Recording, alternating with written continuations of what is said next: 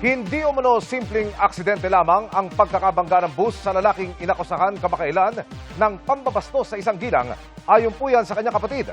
Alegasyon nito, itinulak ang lalaki ng mga umakabol. Nakatutok si Rafi Tima.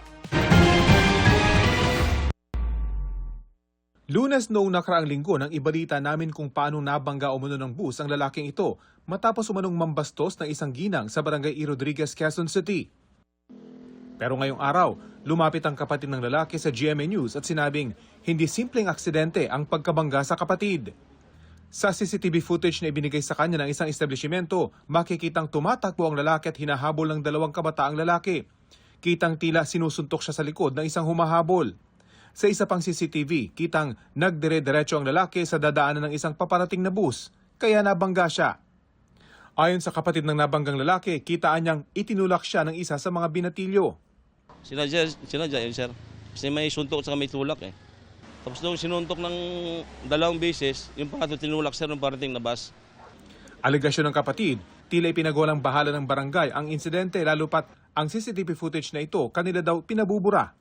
Yung sa CCTV footage, ba sinabihan nila yung establishmento na ipabura. Bakit ito sa palagay niyo ganun? Kasi tingin ko, sir, parang pinagtakpan yung kaso, sir eh. Pinagtakpan nila yung tunay na nangyayari. Nakainom nga daw ang kapatid doon para ipagdiwang ang karawan at Father's Day. Kung may alegasyon anya sa kapatid, hindi ito dapat itinulak. Walang nagpaalam sa amin na na-discuss yung kapatid ko. Kinabukasan ko na nalaman, sir. Desidido raw siya magreklamo sa pulisya para maimbestigahan ang nangyari. Itinanggi naman ng barangay E. Rodriguez ang paratang. Walaan nila silang kailangang pagtakpan kahit papurok leader nila ang umano'y binastos ng nabundol.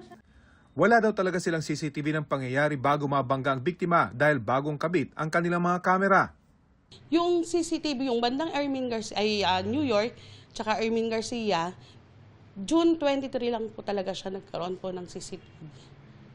Wala pong pantatakip si Kapitan at Barangay po. Kasi yung mga kailangan po niya ni Sir at ng Genesis bus, yun naman po ibinigay namin. Ang ginang na unang binastos umano ng nabundol, sinabing anak niya ang isa sa mga binatilyong humabol dito at pamangkin ng kanyang kinakasama ang isa pa.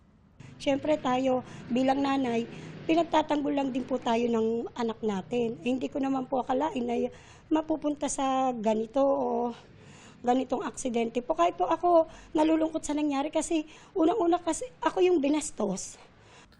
Wala daw siyang masasabi sa alegasyong itinulak ang biktima papunta sa paparating na bus dahil hindi naman niya nakita ang pangyayari. Ang 13 taong gulang na anak, traumatized pa rin daw sa nangyari. Ngayon po hindi ko napapapasok. May pambubuli sa Facebook. Wala naman po kami magagawa. Makikipagtulungan nila sila sa investigasyon ng pulisya at handang makipag-usap sa pamilya ng lalaking nabangga ng bus. Rafi Tima, Nakatutok, 24 Oras.